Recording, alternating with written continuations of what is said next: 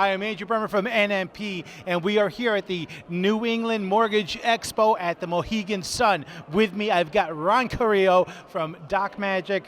Thank you so much for joining us. Hey, it's good to be back with you again, Andrew. Always great hanging with you, and especially to talk to you about going digital. So listen, I know actually that a lot of companies are a little intimidated about taking that first step. Let's talk about actually, what are the first steps that mortgage lenders can do to go digital? Okay, so there are quite a few things that they can do without even getting to the closing. So let's talk about digitizing the mortgage process. Fantastic. When you start sending out your initial disclosures to the borrower electronically, and they come back, your provider needs to be able to wrap those in a tamper-evident seal. They need to provide you proof of action and activity. They should even be capturing IP addresses, Andrew, in an effort to mitigate repudiation of the electronic signatures. Sure. So when you start to begin that digitization of a mortgage process, it begins at the initial disclosure stage, and then when your borrower is going through that process, we have something called DocMagic that we talked about last time. Yeah. That really gives you the ability to digitize all the artifacts and things that the borrowers are sending back, like the different requests for documentation for bank statements, W-2s. And then when we get to the closing stage, Andrew, a lot of folks are finding that the easiest path to entry into e-closings is one of the hybrid forms. Yep. And hybrids can take several different formats. So you can paper out the note and notary documents, and then electronically sign all the other disclosures in the doc set.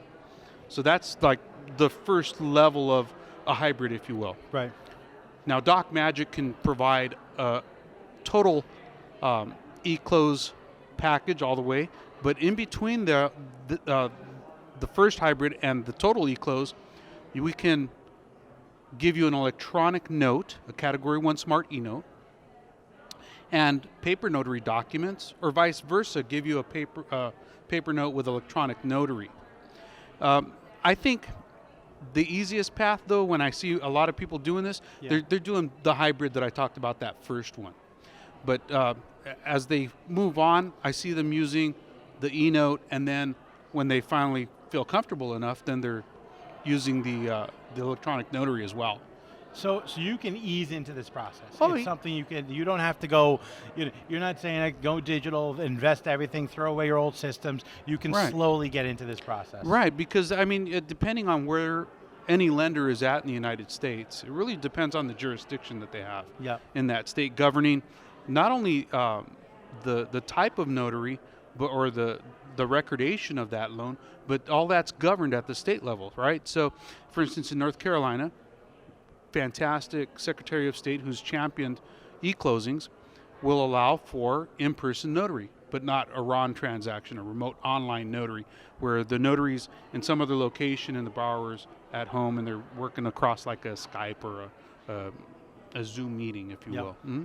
So what would you say actually are the biggest obstacles, from an industry perspective, that really stops us from really embracing, the digital closing? I think that as time moves on, folks will become a lot more comfortable with the idea of everything being digital. And there are many reasons why they want to go digital. First of all, when the lender goes to sell those documents off or sell those loans off on the secondary market, we're providing data. Yeah. So there's no more of the documents that have to be fed into an OCR and scanned by an aggregator and then reviewed by a human being and everything else. All that goes away because we're providing data. Yeah. And so it makes it easier and faster and cleaner to get those closings sold off on the secondary market. Sure. And from a borrower perspective, what do borrowers like about this? I mean, because listen, that's why we're doing this all. Right. It's all about the borrower experience in the end.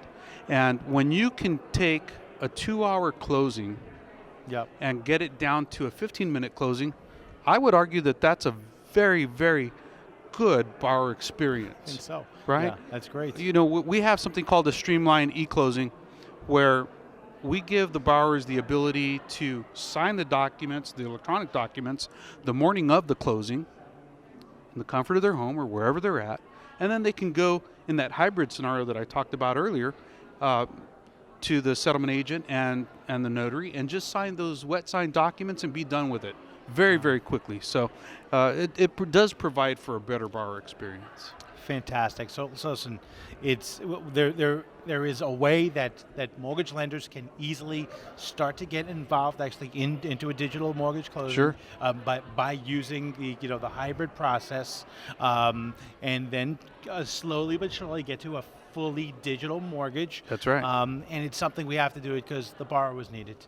To take that actually from a 2 hour, which is that's a best case scenario. That's a best case scenario. It to really is. a 15-minute process that's done mostly actually in the comfort of your own home. These are great things. So, Ron, thank you so much for stopping by. Thank you very much for having me. Yeah, and if anyone needs any more information, just give us a ring over at DocMagic. We'd love to help. You guys have been great actually championing a lot of lenders, helping them get from that not digital to digital. Absolutely. And it's great stuff. Thanks for stopping by, Thank Ron. you for having me, Andrew. And I'm Andrew Burma from NMP. Thank you for watching.